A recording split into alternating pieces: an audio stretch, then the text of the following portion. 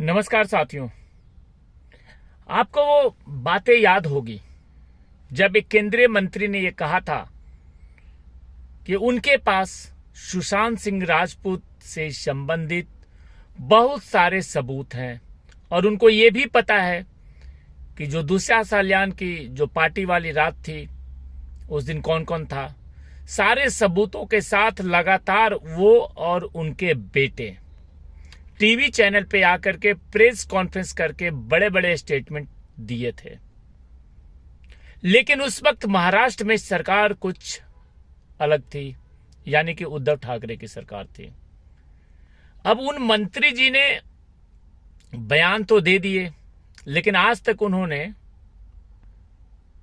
कोई भी ऐसा सबूत एजेंसी को नहीं सौंपा।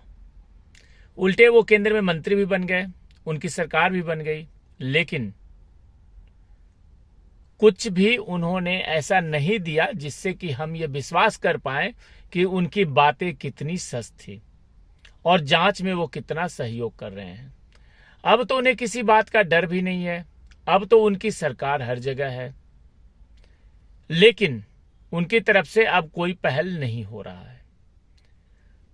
ये मैं आपको इसलिए बता रहा हूं क्योंकि सुशांत सिंह राजपूत केस में बहुत सारे लोग ऐसे आए जिन्होंने सिर्फ बयानबाजी करी, जिन्हें इस केस को राजनीतिक रंग देने में मजा आया, और जैसे जैसे समय बीतता गया वो यहां से अपना फायदा लेकर के निकलते गए। इन्होंने भी बहुत आरोप लगाए, प्रत्यारोप लगाए और ये कहा कि इस मामले में उनके पास बड़े बड़े सबूत हैं और खुलासा कर देंगे तो कई लोग फंस जाएंगे, कई लोग चले जाएंगे। लेकिन इन्होंने केवल बातें ही करी, कोई खुलासा नहीं किया।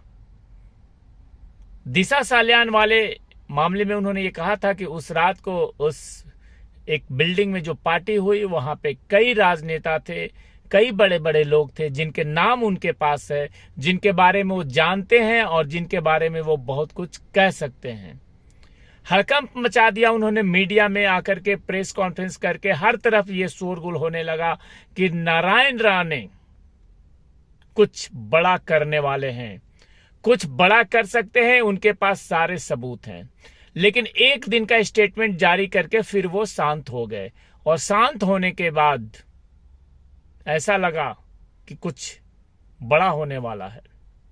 जांच एजेंसियों को वो कुछ सौंपने वाले हैं और इस मामले में अब गुनाहगार पकड़े जाएंगे। एक उम्मीद बन गई थी, लेकिन उनकी बातें सिर्फ बातें ही रह गई और वो राजनीतिक स्टंट बन के रह गया। सरकारें गिराने थी, गिर गई, सरकारें बनाने थी, बन गई। लेकिन सुशांत सिंह राजपूत की न्याय की लड़ाई अभी जैसी थी वैसे ही रही। किसी ने कोई मदद नहीं किया, सिर्फ और सिर्फ बयानबाजी के सिवा।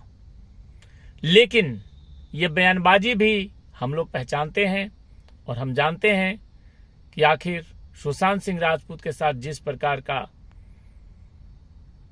एक धोखा हुआ है,